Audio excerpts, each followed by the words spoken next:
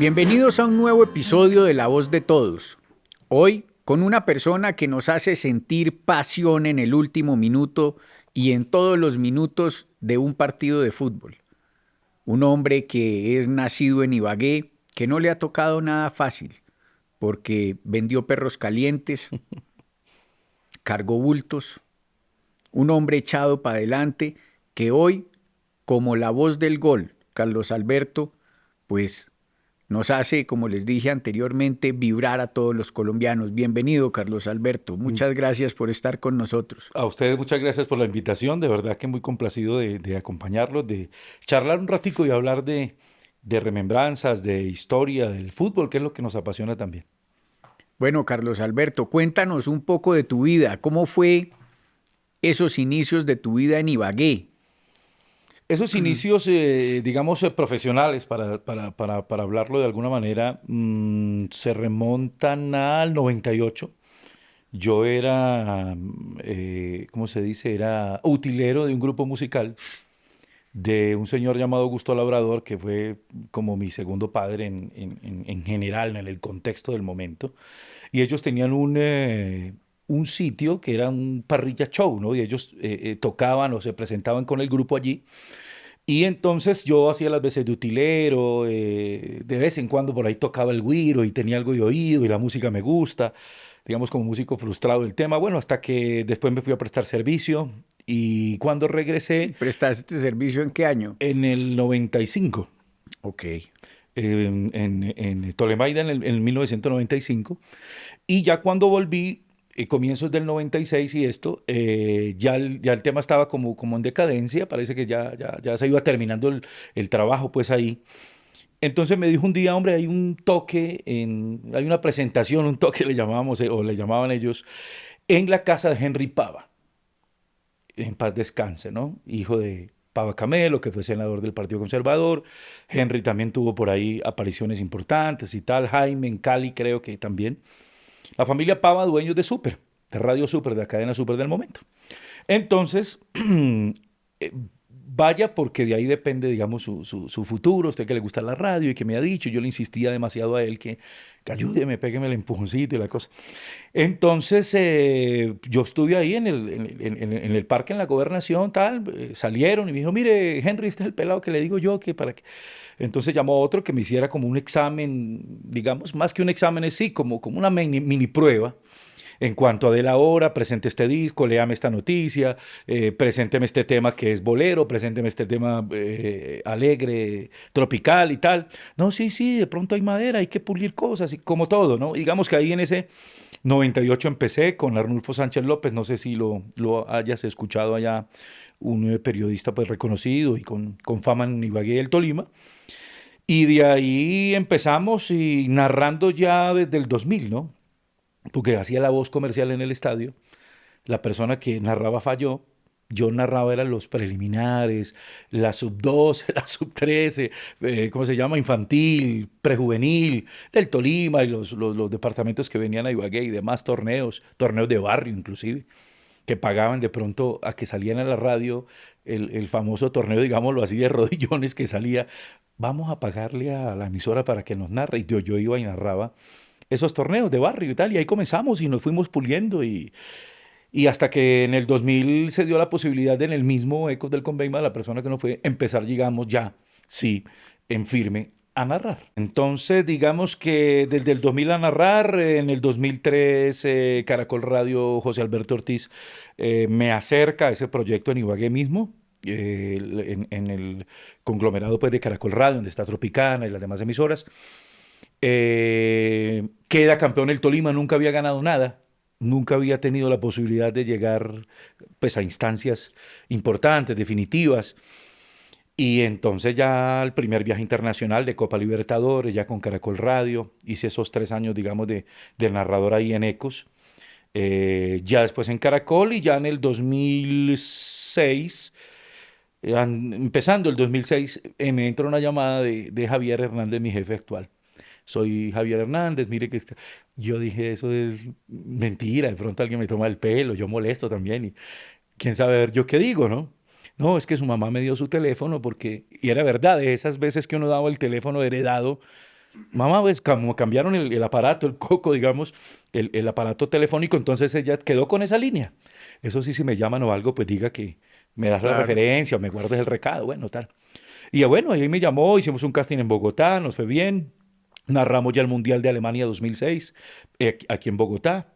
Y ya en el 2007 en propiedad, digamos, en Bogotá, trabajando ya en noticias, en noticiero, presentando, haciendo trabajo periodístico y narrando. Bueno, Carlos Alberto Morales es también padre, Total. esposo. ¿Cómo se conoce? ¿Cómo se llama su señora, sus hijos? Mis hijos son tres Eh, hijos. Yo soy separado de la madre de ellos hace 10 años. Ella se llama Daisy Cortés. Tengo tres hijos, Willington, Valentina y Manuela. Vivo en Bogotá con el mayor, que pues estudia su universidad. Y compartimos el día a día, ¿no? No termina uno nunca más que de criar, de guiar, ¿no? En los momentos y las diferentes etapas y lo que el contexto de esas etapas de cada uno conlleva, ¿no? Y él estudia Derecho, va en quinto semestre de Derecho. Valentina en Ibagué estudia Economía, termina el próximo año para esta época, si Dios quiere. Y Manuelita entra el otro año a 11, ¿no? Digamos que está en su recta final prácticamente del colegio. Entonces ellos terminan su labor académica, vienen a Bogotá, me acompañan, están conmigo, siempre de vacaciones y tal. Y cuando pues ya llega diciembre, enero, que tiene uno el tiempo, digamos, el espaciecito de que no hay partidos ni hay ningún tipo de, ni de liga ni de selección colombiana, entonces hay vacaciones, entonces bajo a Ibagué porque ya está mi madre, están mis hermanos, hay familiares, entonces se la pasa uno en esa rutina. bueno, ¿y cómo te va a ti con la lechona, con todos esos productos de Tolimenses. tolimenses que se tienen precisamente aquí en el Tolima? ¿Cómo te va a ti con eso? ¿Te gusta Excelente, mucho? excelente, claro, sacamos pecho, por ahí peleamos o peleamos no, discutimos por ahí con amigos porque la lechona de acá le incluyen arroz, ¿no? Es conocida todo el tiempo aquí en Bogotá, sí.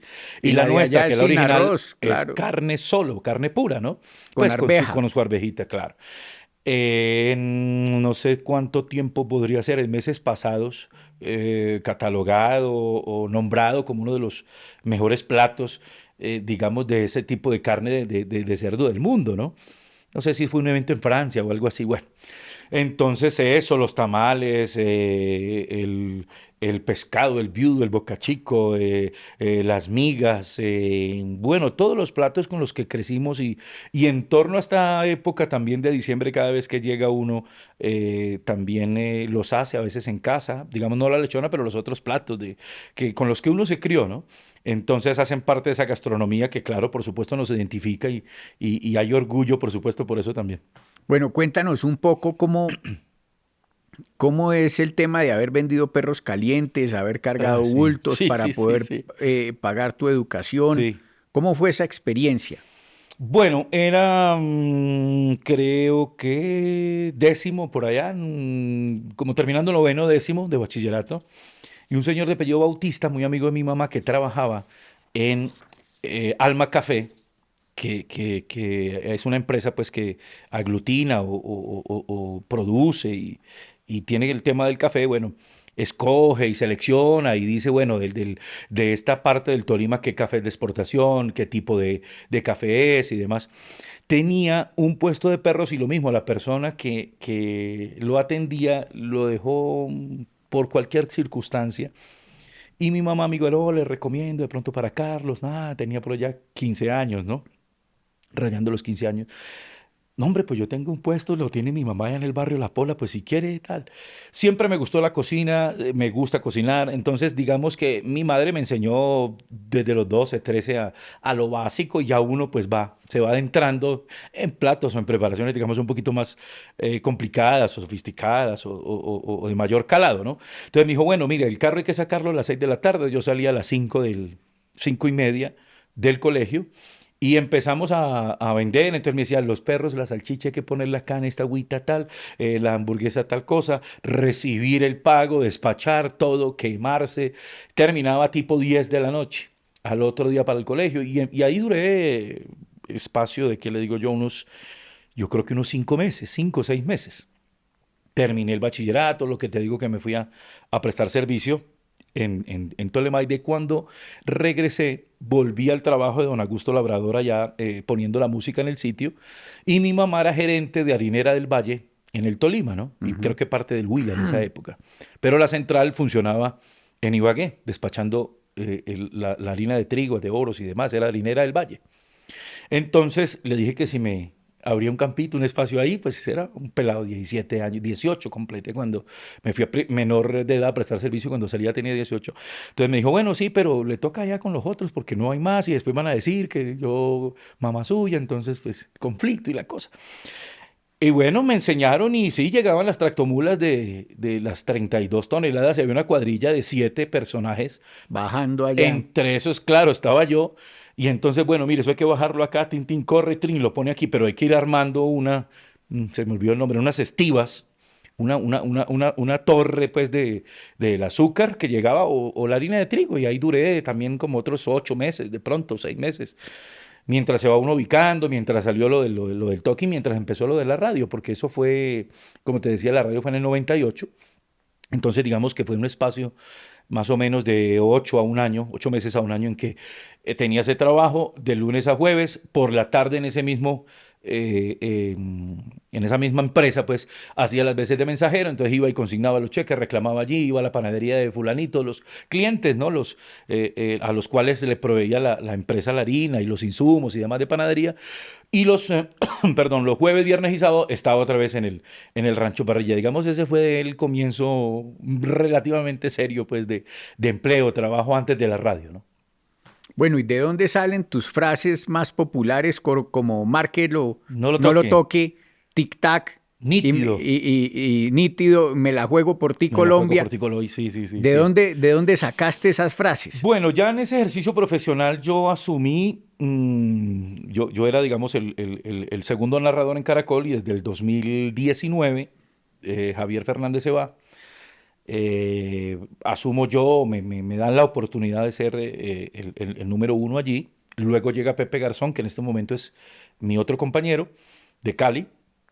Y entonces, bueno, yo digo que lo más complicado y lo más difícil en el desarrollo profesional, cuando llevamos emociones y cuando transmitimos esas pasiones, es poder tener un sello, ¿no? Una impronta, una recordación, una marca. Y en eso se le puede ir a uno el tiempo, porque tú puedes sacar una frase.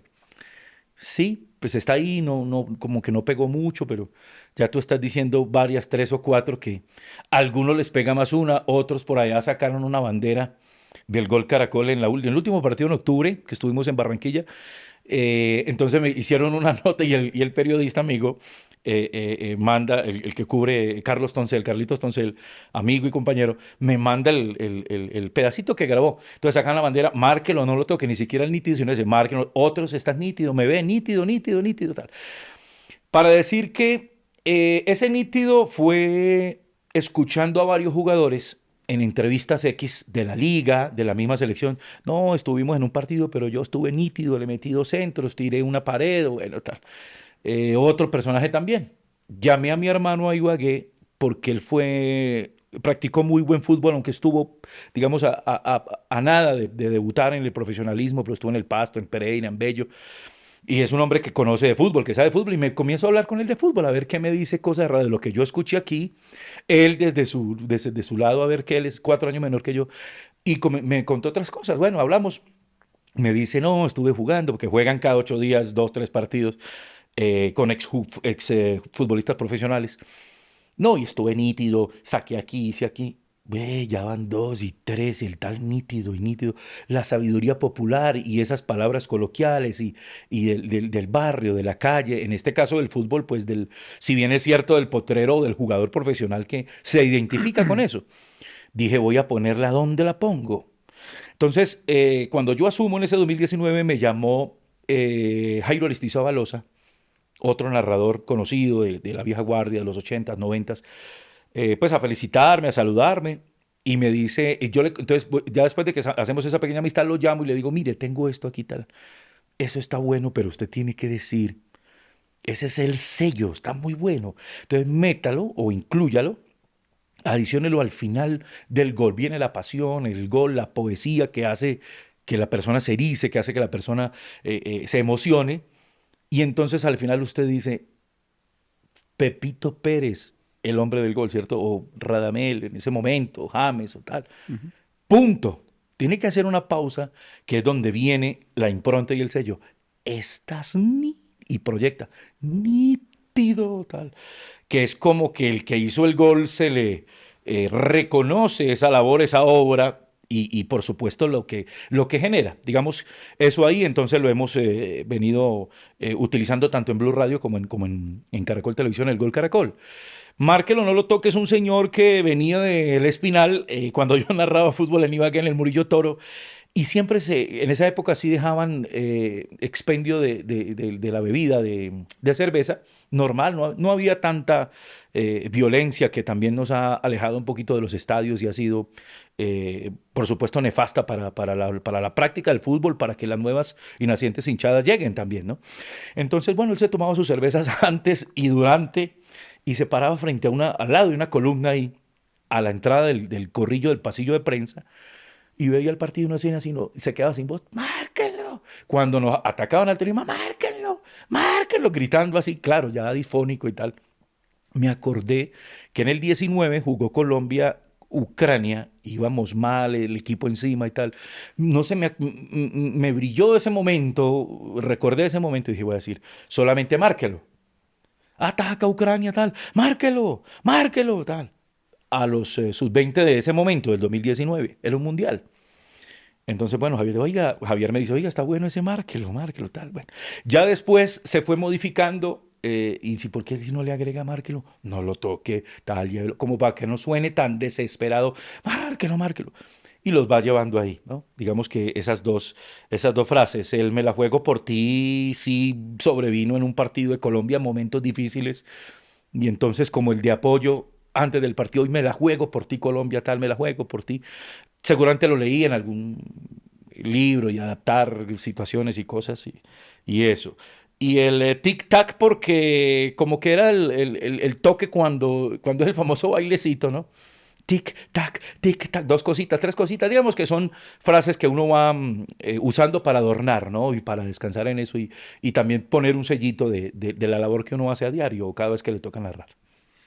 Hemos visto que estás estudiando la carrera de Derecho. Sí, sí, ¿Por qué te dio por sí, estudiar sí. Derecho después de Periodismo? ¿Qué fue Soy lo que te incentivó? Sí, soy en esa época que te cuento de Ibagué, el 97, 98, el cuento de los Pava y demás, no había en Ibagué facultades de comunicación social.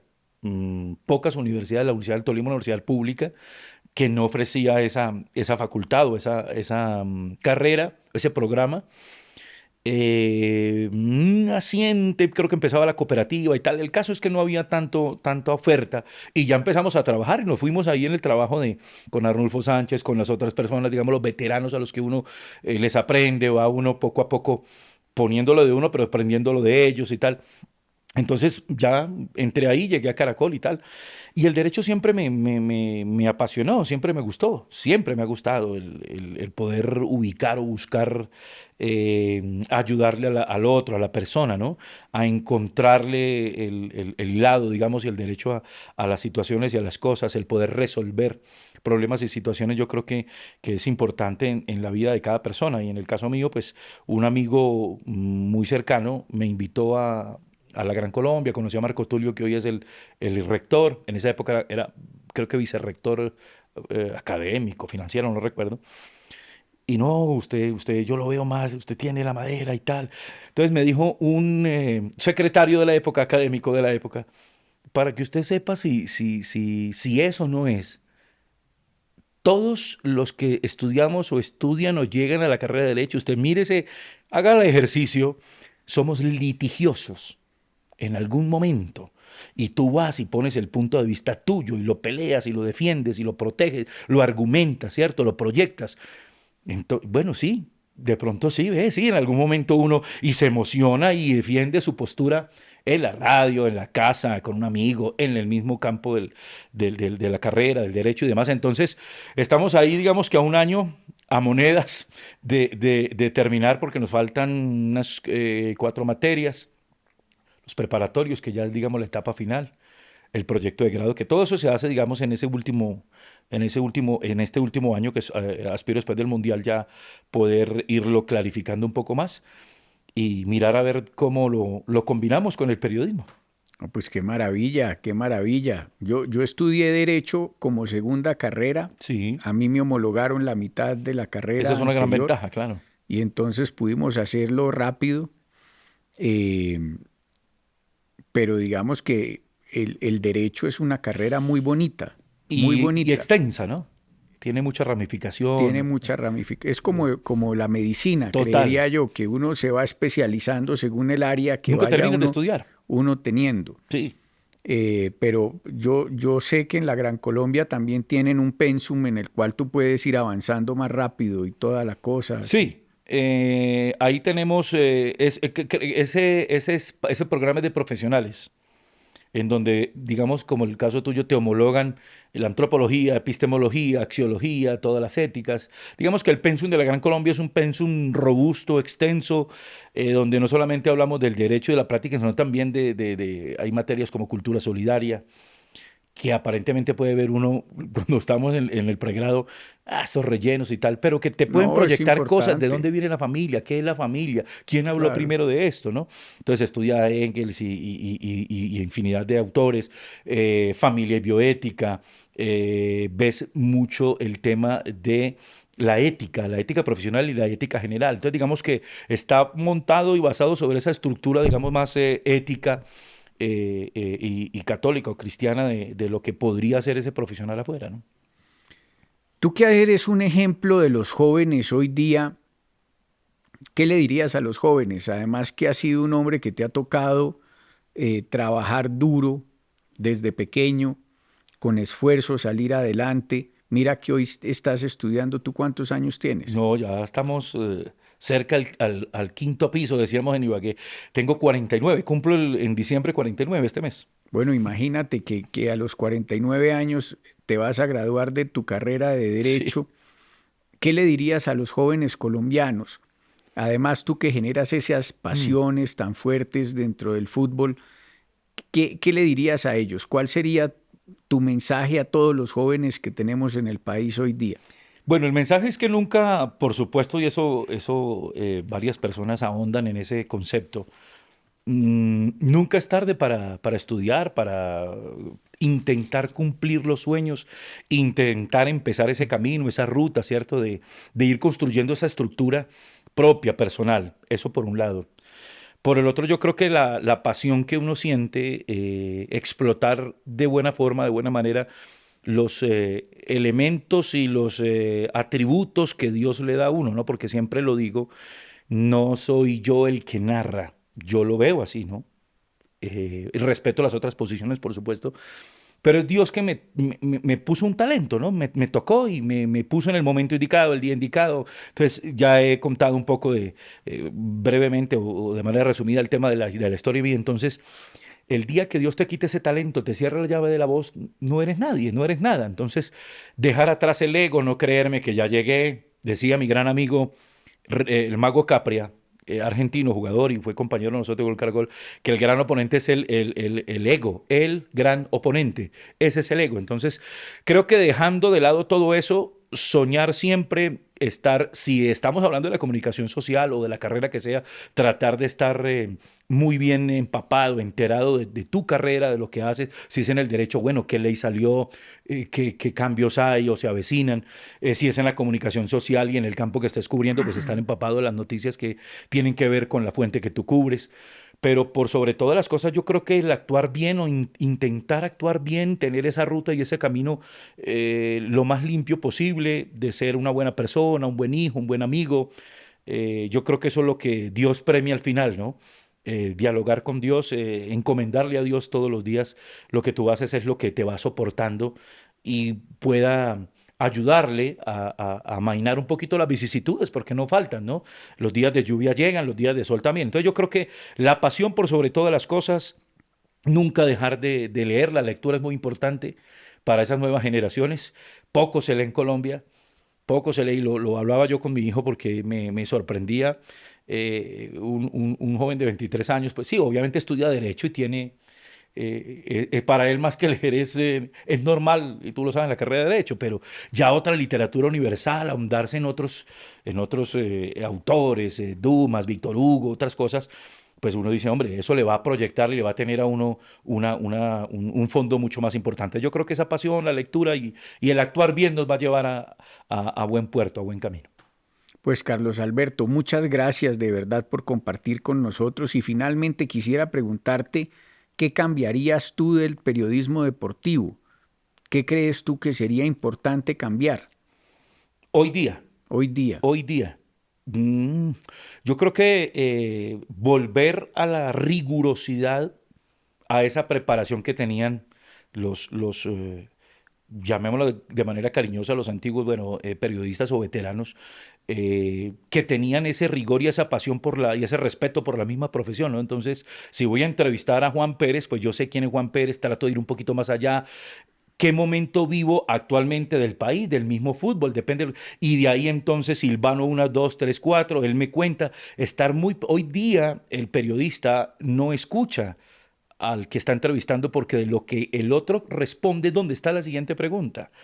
De ahí tú te pegas y te vas yendo en ese barquito, te vas yendo y sale una charla, más que una entrevista es una charla. Entonces yo creo que se ha perdido el rigor, sobre todo el rigor, el estar informado.